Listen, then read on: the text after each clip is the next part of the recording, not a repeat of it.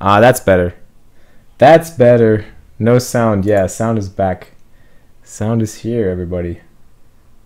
All right. Yeah, we got some people popping into the chat. That looks good. Okay, so it's Motivational Mondays, and I want to give us all a little bit of a motivational boost for the week. That's my plan.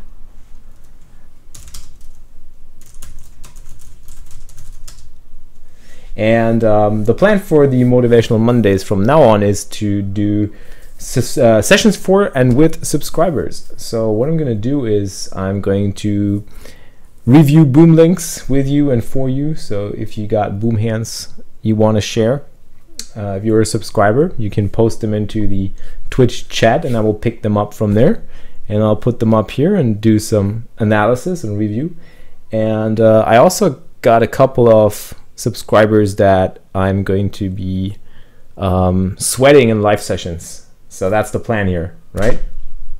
I also put that into the float box down below. So you got all the infos on there. All right. Let's just say I'll get into analysis here. So got a boom hand here from one of my students, the Chiffre, and he's got some trouble with ace king.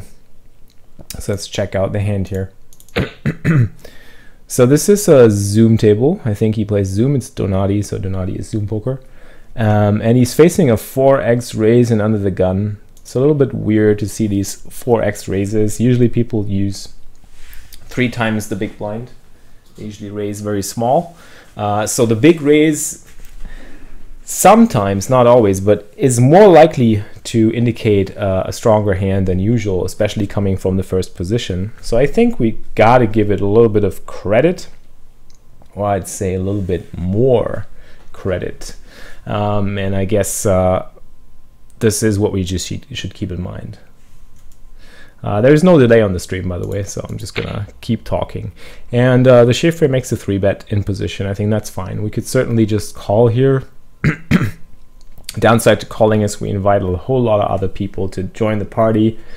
We don't mind anybody squeezing, so that's an upside, but we would mind getting this into a multi-way situation, like flatting here with ace king and then like having the button call or the blinds call. Like when one guy calls, the other guys call too, so that's really a little bit sticky situation, I'd say. Sticky post-flop spots. Let's make this bigger. Yeah, I'll try.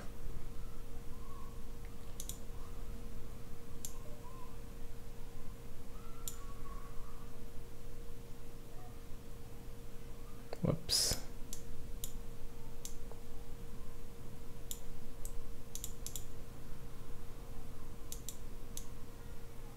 Now that's too small, right?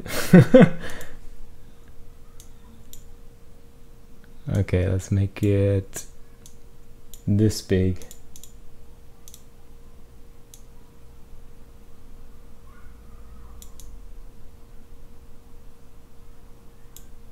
Still rather small. I don't like it. Okay, let's cut the remaining areas just completely out and then have this bigger boom. That's nice. Isn't that nice? That's a much nicer view now, right? Okay, so the Chiffre makes a small 3-bet. I like his 3-bet. I wouldn't commit too many chips here. I think making it around 3x, 3 times the open raise, is more than enough. All you want to kind of achieve when you're in position is you want to isolate the raiser and get the hand heads up. So I think that kind of accomplishes that very well. And yeah, I like it. So, I mean, the other upside to calling a 4x raise is if it were a 3x raise, I would definitely be more happy to 3-bet ace king. If it's a 4x raise, I can be fine with calling.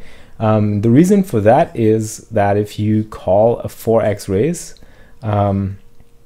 it might not get called too often behind you just because it's too big of a raise. Like, you know, if it's 3x, people will think like, yeah, just 15 cents I'm gonna call.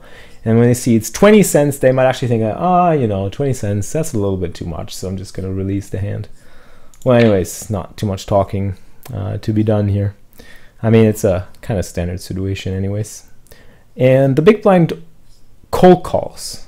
This is very interesting. I mean, cold calling big blinds out of position, putting himself in a sandwich spot. That's, you know, probably a medium strength hand, sometimes slow play. I would expect most people to re-raise aces and kings and queens and ace king here, so I kind of rule those hands out when people flat from the big blind, because like they gotta make sure, you know, I wouldn't feel comfortable calling here, but some people do. I mean, I know for a fact that some people do call hands like ace king here, so it's a little bit interesting. I guess most of the time the guy will just be in like a medium strength hand, you know, having sort of tens, jacks, nines, some hands that he just doesn't feel comfortable re-raising, getting in with, so definitely possible. Well, the open raiser now calls, so okay, so maybe you guys in chat have an idea what to do with, so there's like one piece of big information that we can take from this opener's, about this opener's hand range. Not sure if you see that, but it's pretty important that we can definitely exclude super strong hands from the opener's range now, because all the super strong hands would usually just come over the top pretty much,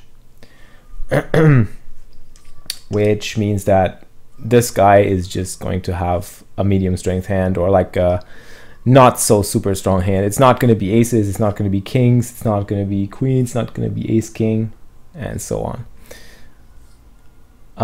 You know, this is just a little bit of extra info that's kind of important.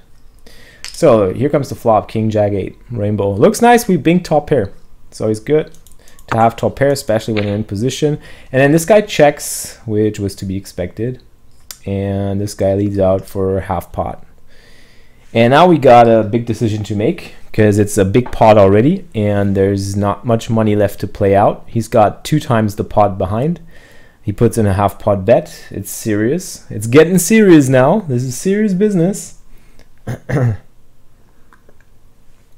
that's right. What Knappert says is right. It's effectively for what the Chiffre has here. He has a $5.47 stack. So effectively we're playing for that amount of money. And the big stack, yeah, if the Chiffre were deeper and the player 3 here would have called, I think we could maybe assume that his range could be a little bit wider, but yeah. So yeah, this guy just puts in a half pot bet, and it's a multi-way pot. It's like, you know, 3 people in the hand and he leads out. So I guess we gotta give him some credit for his hand. So yeah, what hands can I think of that lead half pot?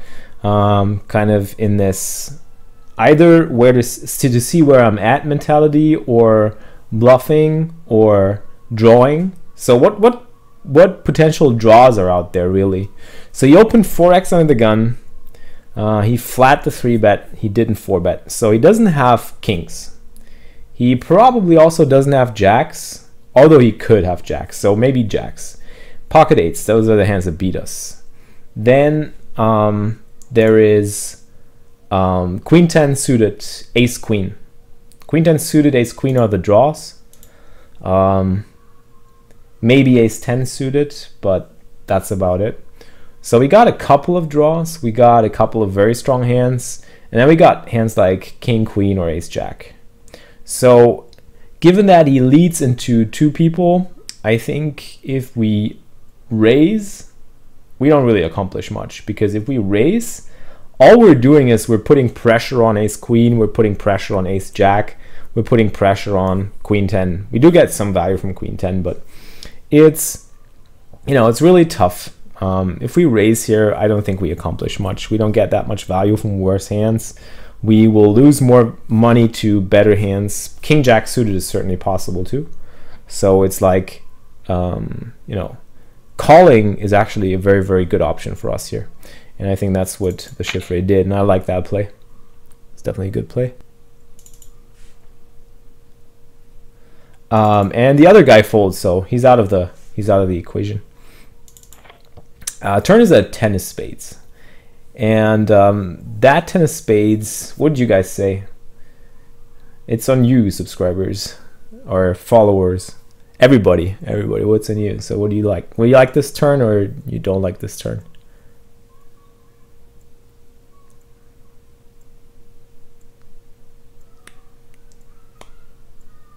Oh, there's a little bit of a delay, I just see.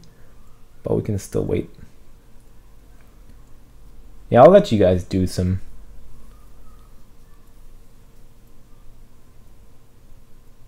chatting first. That 10 is... Yes, exactly. I don't like this card either. Definitely a bad card, yeah. So, and the guy leads again for half pot. And at that point of the hand, I feel that the only real hand that I can think of that we're ahead of right now would be King Queen. So King Queen, potentially Ace King. That's about it. So that's I'll fire up Poker Stove. Could be interesting to check out some Poker Stove math behind this, but I'm fairly certain that this is just a bad turn overall. So let's give him... I'll just pull that over here. Maybe you guys can see that. Yeah, I think that works. We don't need any more.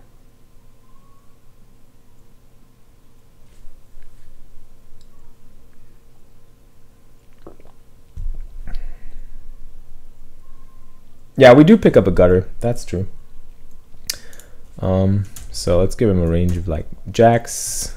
Well, I think we have to exclude ace king and pocket kings alike. He can have some ace king combinations, but maybe only a couple. So let's just do the ace king suited, and that's it. Give him some king queen suited, king jack suited, and ace queens. And that's about it. I don't think he does that turn play with ace jack anymore. I just don't buy anybody would lead turn half pot with ace jack.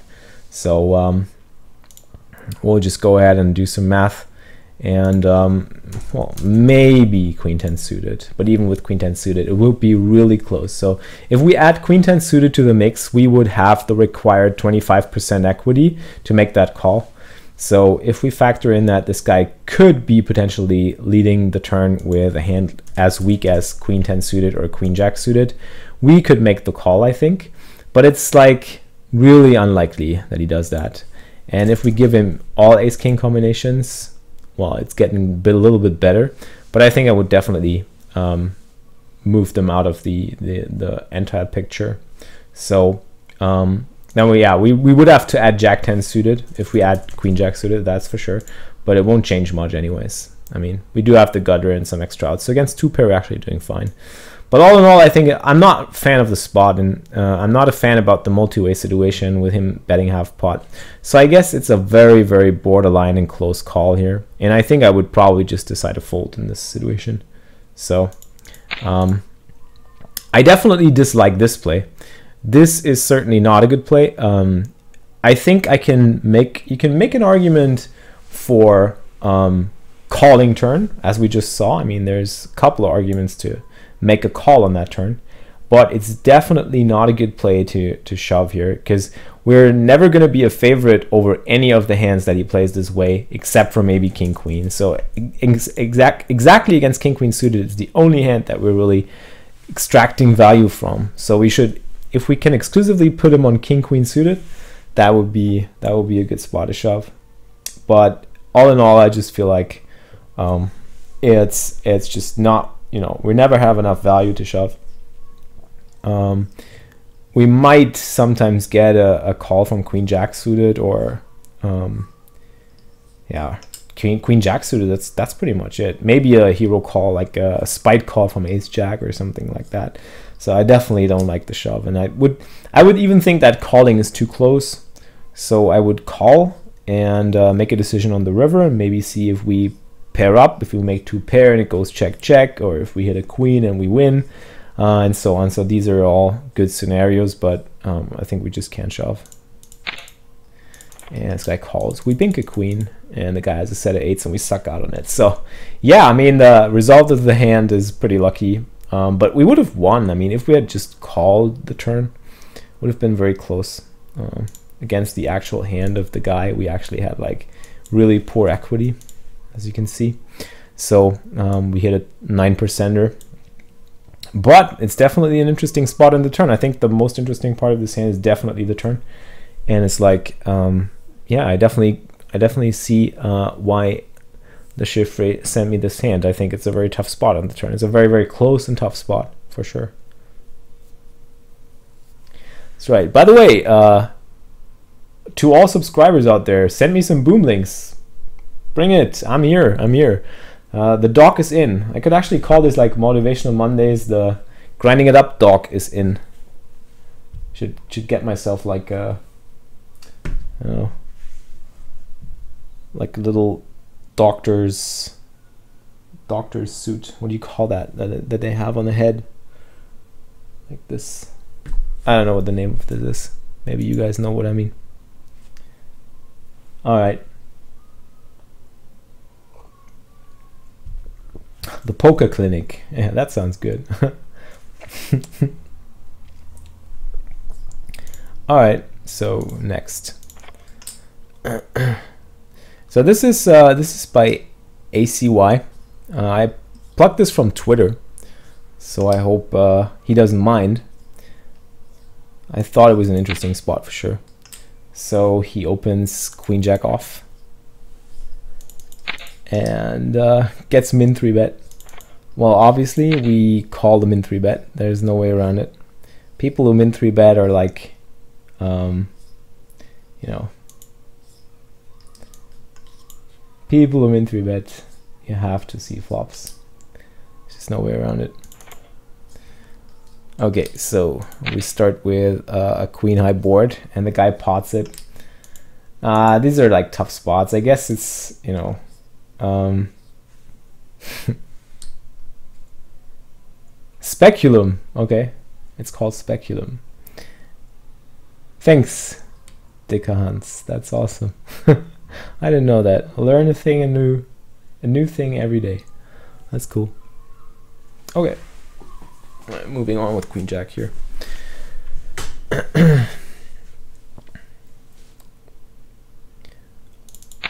So yeah, the guy pots it and ACY calls, and I think there's, yeah, we have to kind of call the flop, and he pots the turn, and we're like, we're shitting our pants. We're like, oh, this doesn't look good.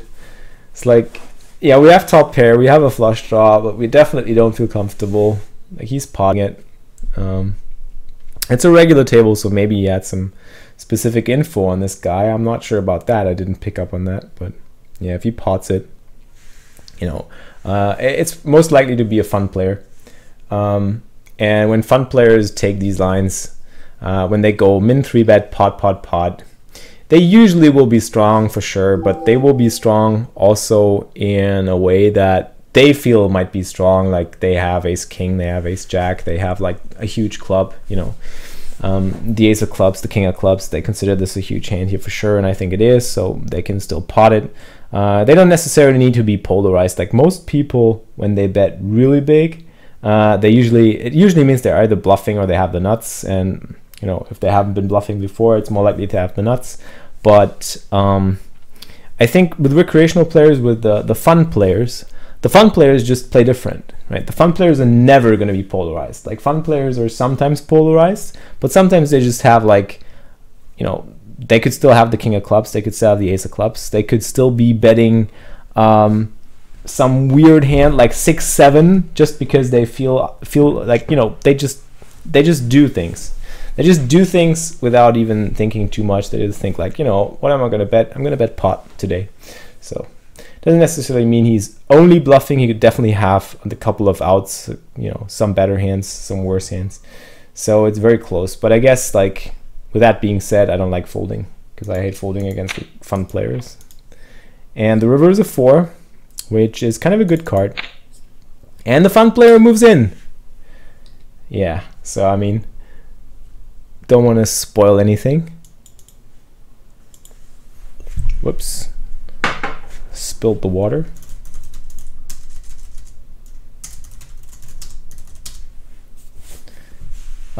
Yeah, I'll let you guys decide. I'll give you a go. In the meantime, I'll set up Zaya's hand. I just got a new hand from a subscriber, which I'm gonna pull up.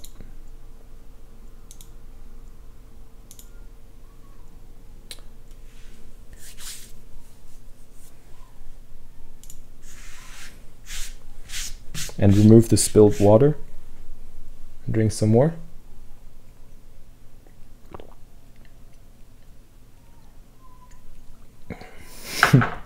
Got a lot of different opinions in chat already. It's like, I'd say aces, air, snap call, deuce 3.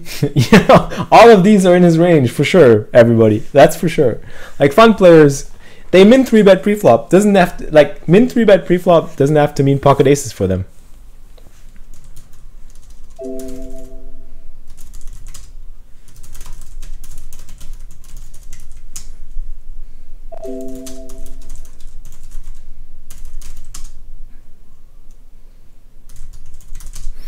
Min 3-bet can be like anything. Anything. Really? Yes, really. You know, when a fun player sits there pre-flop, he's like, oh, look at this beautiful deuce 3 suited. I'm just gonna click raise. Or, oh, look at this beautiful ace 4 suited. Raise. You know, that's kind of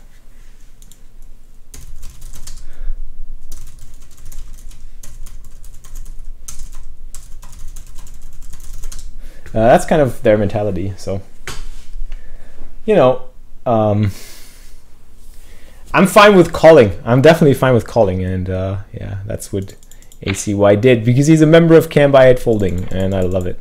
And there you go. That's like the occasional gut shot blow up. Happens, and I like it. I like it. Good point, by the way. It can definitely still be a bluff with hands like the ace of clubs and the king of clubs, which, you know, makes it a very, very tough decision. Let's say we club up. Does that make sense? We club up on the river. We club up on the river. That sounds like a track.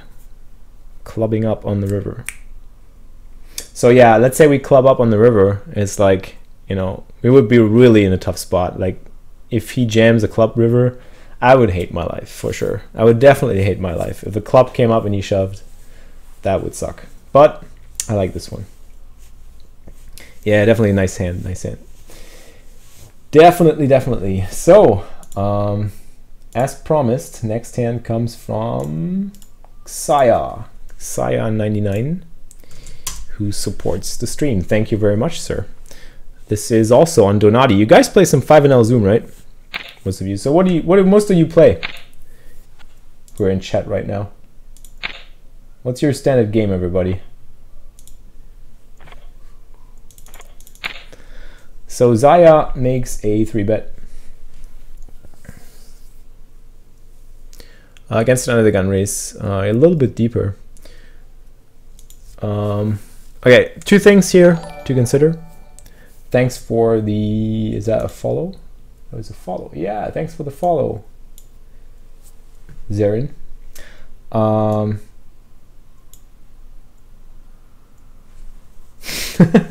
Yeah, you're right, Paddocks. You're not off that much. I mean, the thing is, I think at higher stakes, people are more likely to bluff off their stacks with like random stuff than compared to lower stakes, maybe.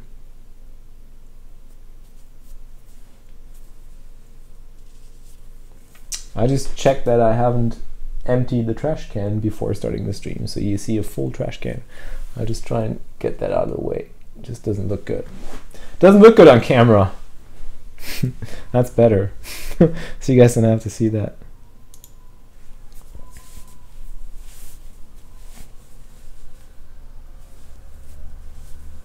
Okay, read it like CH. Cheese. She's.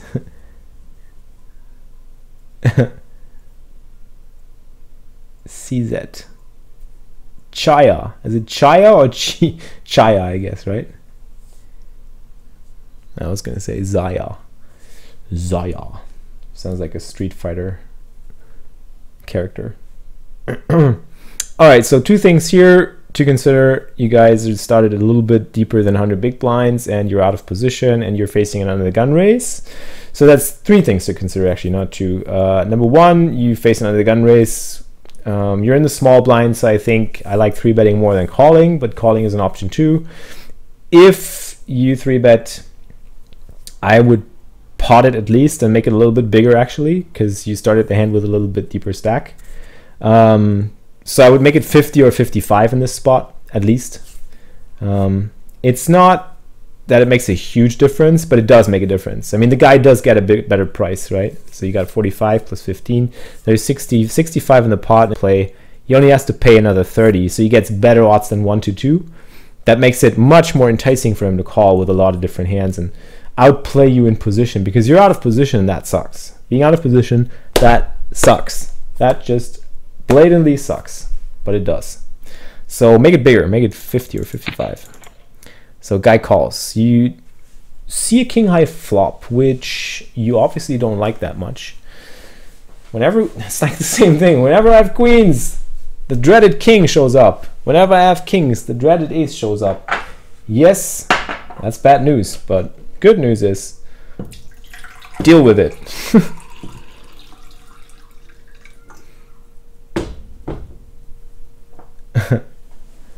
Oh, AC, you're here. Cool. Thanks, man. Yeah, I love that hand. That was cool. That was really cool hand. So those queens, yeah, you have the backdoor hearts, so I guess betting or checking is fine. You're definitely not folding yet. I mean, you're definitely checking to check call the flop and see what happens. Or you're just gonna put out a small bet. I like both. I think both options are fine.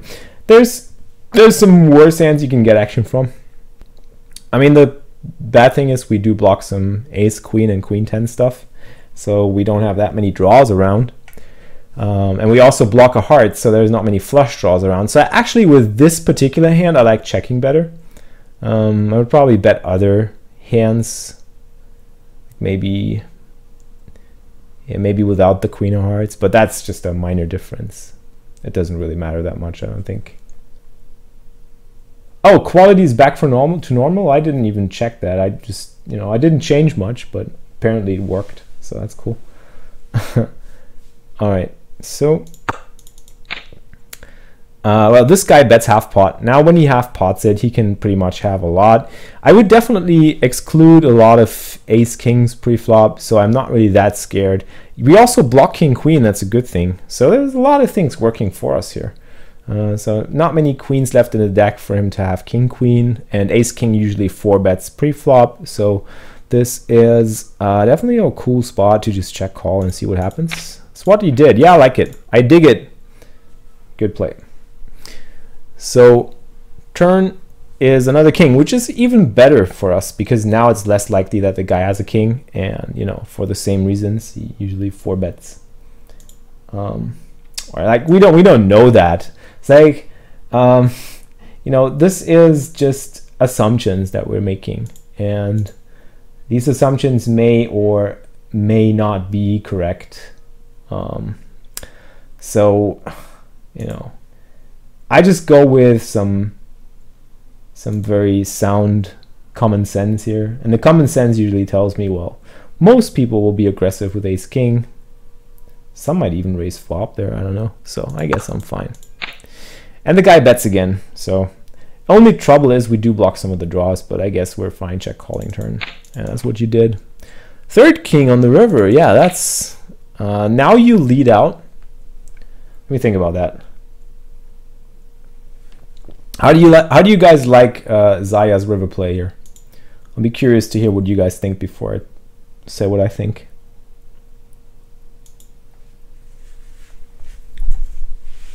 I'm still thinking about this. Thinking hard, drinking and thinking. And my PokerStars patch just keeps dropping off. It's not cool.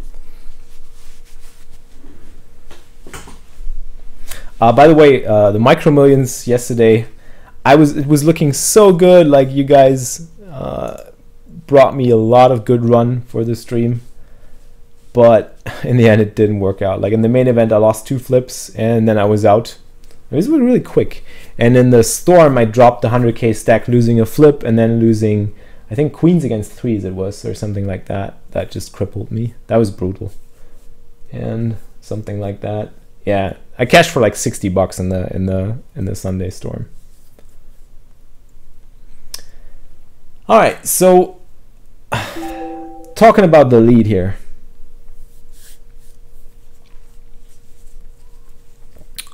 That is kicking off some nice discussion here in the chat. I like it. I like it.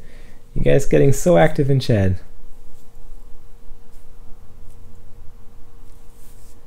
Now the real question is, what are we expecting to bet if we check? If we check and he bets, what kind of bluffs can he have? He can have ace queen, he can have queen 10 as we were saying, but we block those, so we have 2 queens. We also block a heart, so that's not that many draws out there. So I guess there's a number of jacks in his range, and given that he has a boat, and he probably doesn't put us on aces, or he could put us on queens though, it could be a spot where he bets if we check, but he could also just check back. So given that there are not that many draws out and it's very unlikely that this river is getting bluffed, I don't expect to get bluffed too often, so I actually think that leading out is a decent option in that spot. Yeah, why not? I like it. And you can definitely get value from every jack here, so it's very unlikely for him to have a king. It's very unlikely for him to have us beat at all. It's a very, very tough spot for him, and he will definitely just, you know, look us up with any jack. I think he will always call a jack. The only question is, if he's a really weak player, will he also jam with the jack thinking he has a full house? Yeah, that's a good question, Mortira. Yeah, that's right. And I guess he jams. Oh yeah. Yeah, I think you have to, there's a German saying, you have to bite into the sour apple.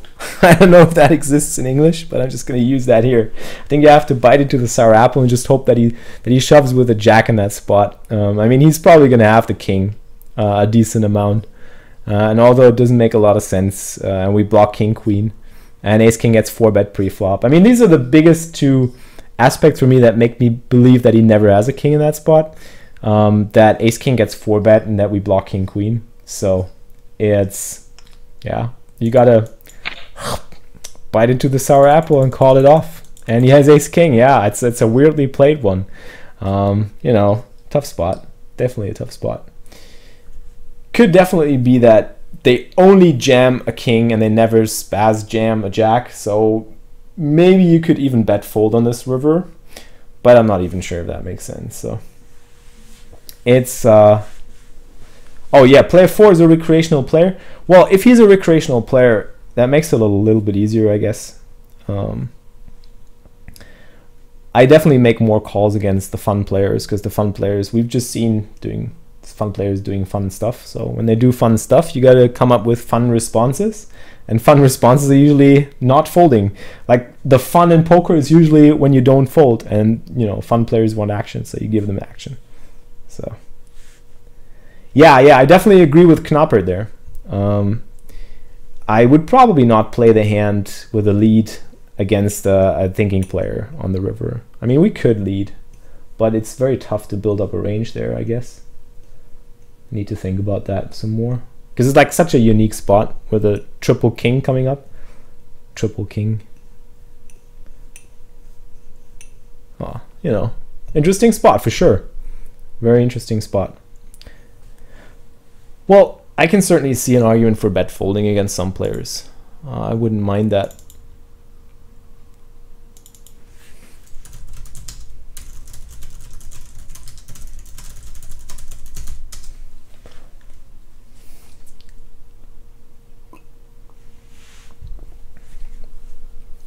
Okay, let's move on.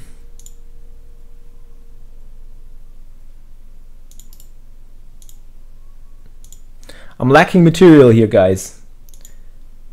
Who's got some? Who's got some? All right, you know what? It's the first Motivational Monday, so I'm just gonna pick some other boom links that I found. Let me check this one.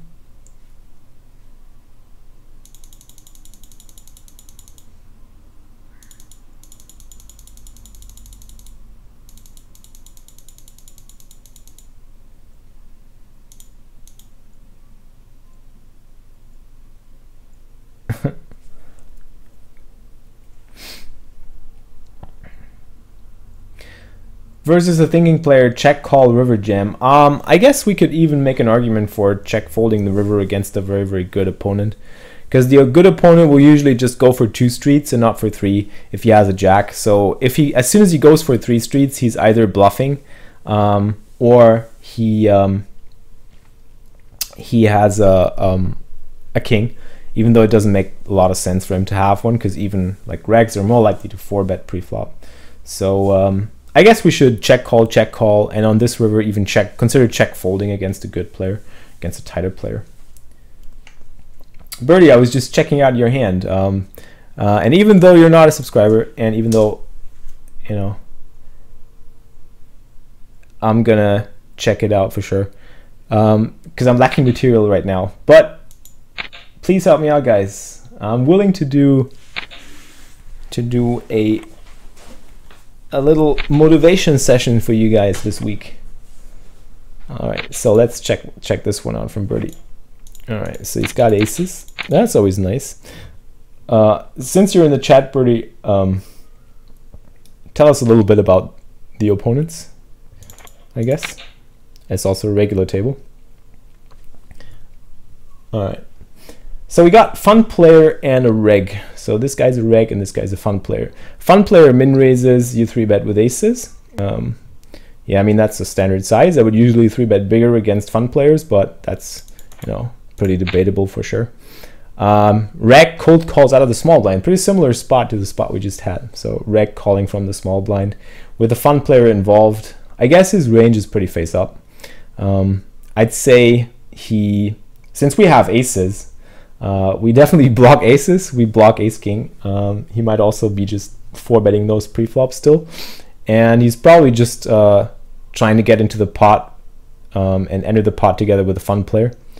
So I guess his range is very, very face up in that spot. It's going to be like a medium pocket pair. It's like a medium pocket pair, and a lot of like suited Broadway stuff, I guess, that's just trying to see a flop and hope that the fun player just joins along. He shouldn't really have a value 4-bet range, so he should keep player 1 in. That might be true, yes. That's certainly true in theory, but in practice, I guess it's still better to probably 4-bet, and also most likely that a lot of players just still 4-bet nonetheless, because they hate playing like ace king in the spot out of position or pocket queens out of position with a flat call, and I would hate it myself too. So I guess like in practice, people are just still calling the same types of hands here in this spot, so they're just, you know, gonna be nailed somewhere between ace queen suited, king queen suited, queen jack suited, pocket 10s, 9s, jacks, and that kind of stuff. So yeah, I see what you're saying, but I think in practice it's just going to be like this typical range, like with this guy involved still. So rec player joins, and we see a jack 6 7. Well, that's a pretty cool flop. I like it. So it kind of nails only jacks. 6s and 7s could be, but probably not that often. More likely to be 8s, 9s, 10s. So I would be more scared if the flop came like 8 9 jack or something like that. So jack 7 6 doesn't scare me that much. And fun player leads out. Yes, fun player leads out. So what are we going to do? Well, I guess since that guy's range here is pretty much, we pretty much nailed it, I guess. This guy is probably going to have, you know, pair or Broadway. So either he set it up or he hit a pair like a Broadway, like a jack. So I guess my play would just be to call. I'd usually just call in that spot. We could definitely think about raising and trying to get value from the fun player, and I think that's what you did, which I don't hate. I think it's okay. I would be more likely to call, especially given the board texture here. But I can definitely see an argument for raising and extracting more value from the fun player. I mean, the fun player is not folding. The fun player is not folding a jack. The fun player is not folding a draw. Like, there are not many draws, but there's like a couple of like gut shots and stuff with a backdoor flush draw maybe. So definitely see value here. That's fine, I guess. And now we got the reg cold calling. Boy, that's a tough one.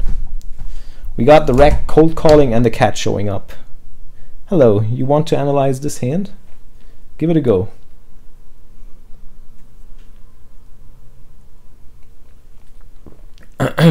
Well, I mean, it's obvious that this guy is very strong. So by very strong, we can definitely rule out 8s, 9s, 10s. He's never calling those in that spot. So he either has a set or he has some slow played hand, like maybe queens, maybe kings, maybe aces, but we block aces. So ace jack is unlikely since we have aces. We block that as well. And it's not even, you know, he knows, like a reg usually knows what we're trying to do to the fun player. If we raise here, the reg knows we're not bluffing. We have a serious hand here. This reg knows that we're trying to get value from the fun player if this is a fun player at a regular table. So he knows what's going on. We know what's going on. So we know he's strong. And when we know he's strong, we just got to assess that how strong can he really be? So I guess kings are still going to get 4-bet quite a bit. So there's only left, like, we only left with queens, I guess. I could only think of queens being the hand that he might play this way to try and keep the fun player in the pot that we beat. And not even ace jack anymore. And 9 on the turn. And the reg goes ahead and shoves. Yeah, I guess I can see your point here. And, you know, I usually hate folding. But, I mean, I guess I think if we put him on queens, if we can assess his range for including queens, I think we can have a call. Let's put 7s in there as well, maybe. 7 clubs and 6 of hearts and 9 of hearts. I mean, there's not even any backdoor hearts or anything. We have the ace of hearts, so the backdoor hearts are killed.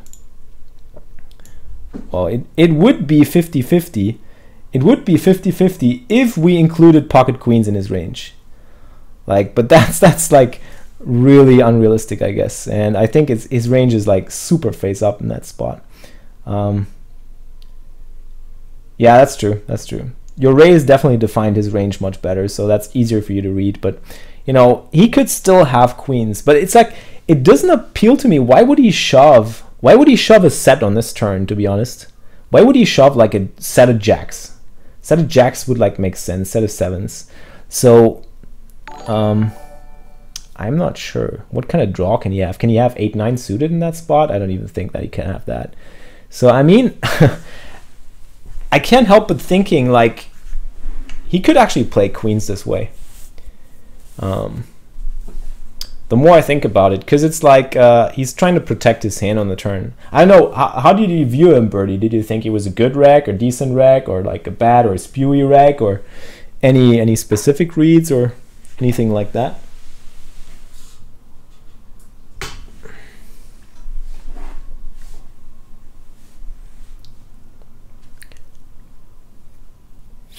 Oh yeah, so yeah, he might think you might check back the turn a lot. Well, yeah, I see. It's a very close spot. So it's very, very close, I guess. And I think like I would nail his range down to jacks and queens and 7s, and that's pretty much it. Because I was just saying ace jack, I don't see him play it this way. Kings could be in his range sometimes, and aces, and then we have a clear call, but yeah, it's very tough for sure. Very, very close. Interesting spot.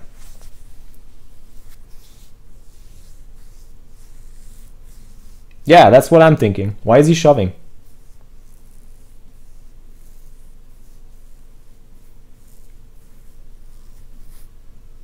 Why is he shoving? So it's probably just to protect his hand, or to make some money as long as he can without a, like, there's not even any bad rivers coming for his hand, like some hearts, maybe like a 10 or an 8 would be a bad river, but I mean, for his sets, there are no real bad rivers in that sense.